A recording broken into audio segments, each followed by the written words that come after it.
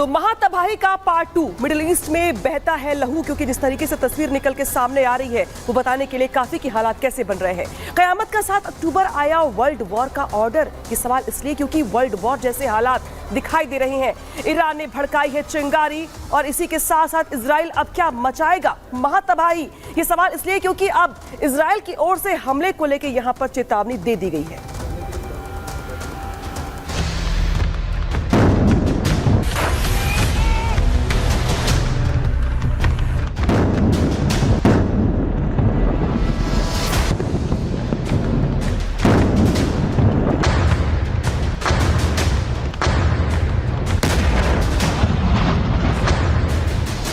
महातबाही का part 2 middle east में बहता लहू।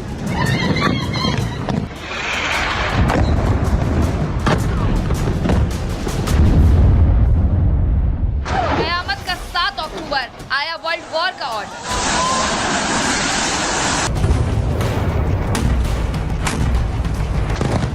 ईरान ने भड़काई चिंगारी, इजराइल मचाएगा महातबाही।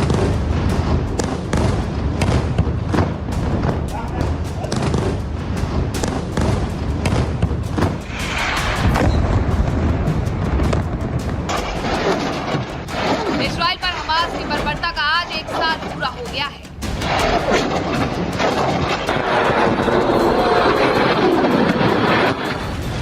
इजराइल के खिलाफ 1 साल पहले जंग का आगाज भले ही हमास ने किया था, लेकिन इसे खत्म करने की कसम खाई है इजरायली प्रधानमंत्री बेंजामिन नेतन्याहू ने। बस फर्क इतना है कि हमास के चेहरे पर इजराइल के दुश्मनों ने इजराइल के आम लोगों पर कायर की तरह हमला किया था, जबकि इजराइल बाकायदा ऐलान करके अपने दुश्मनों को चुन चुन कर मौत दे रहा है।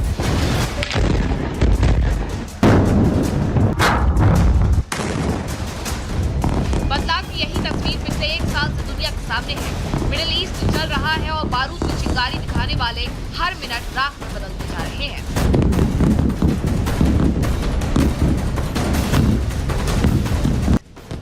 लेकिन 7 फ्रंट पर दुश्मनों के खिलाफ मोर्चे पर डटा इजराइल अब कुछ ऐसा करने जा रहा है जो महायुद्ध के मुहाने पर खड़ी दुनिया को दहला देगा।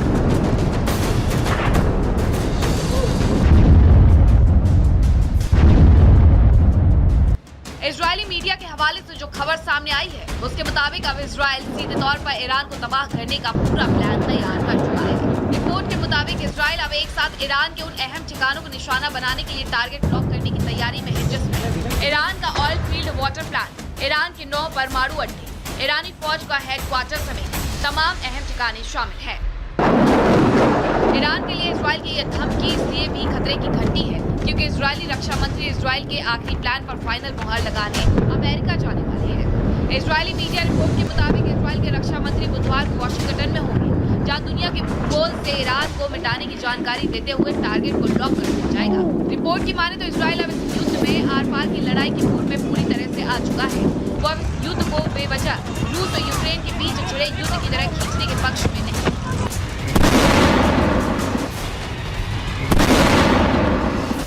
हालांकि इसमें शक नहीं है कि ईरान को चौकन्ना है और उससे भी इजराइल के हमले की भनक लगती है।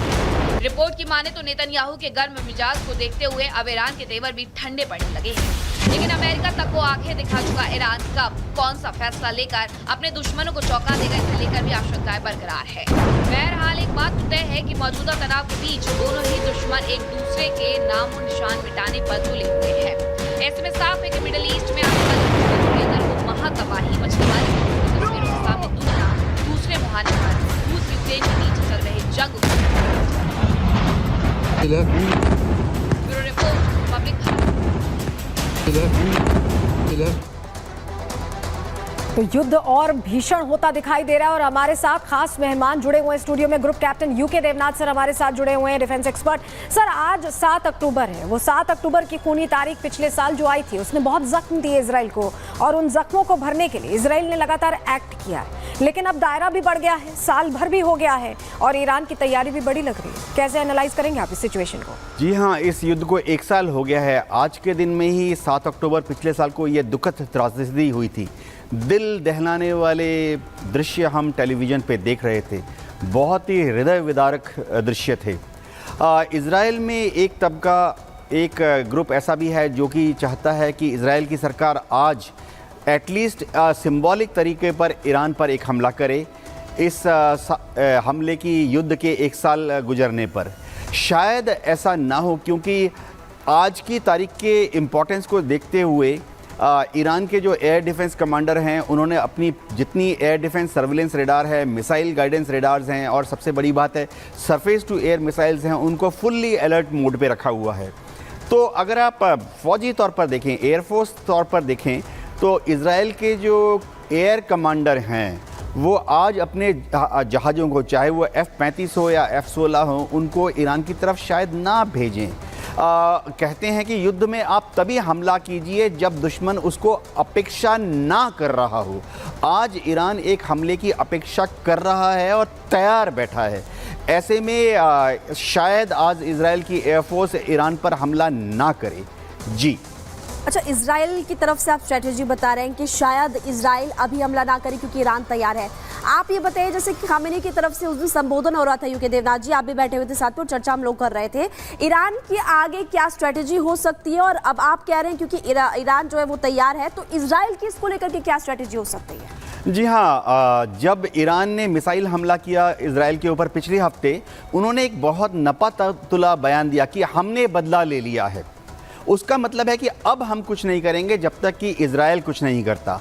इजराइल को कुछ तो करना पड़ेगा, क्योंकि नेतन्याहू का पॉलिटिकल कैरियर दांव पर लगा हुआ है। नेतन्याहू चाहते हैं कि जब 2025 में इलेक्शन हो तो उस इलेक्शन में उनकी लिकुड पार्टी नेसेट में पूरी तरह से बहुमत लेकर पावर में आए। समझना पड़ेगा कि आज की तारीख में उनका एक अल्पमत का सरकार है। तो ईरान जानता है कि इजराइल हमला करेगा, इसलिए ईरान ने बहुत खतरनाक धमकी दी हुई है सारे वर्ल्ड कम्युनिटी को। ईरान ने ये कह दिया है कि अगर उसके ऊपर इजराइल ने अब आज कल परसों हमला किया तो ईरान पर्शियन गल्फ को चोक कर देगा, स्ट्रेट ऑफ हॉर्मुज को बंद कर देगा।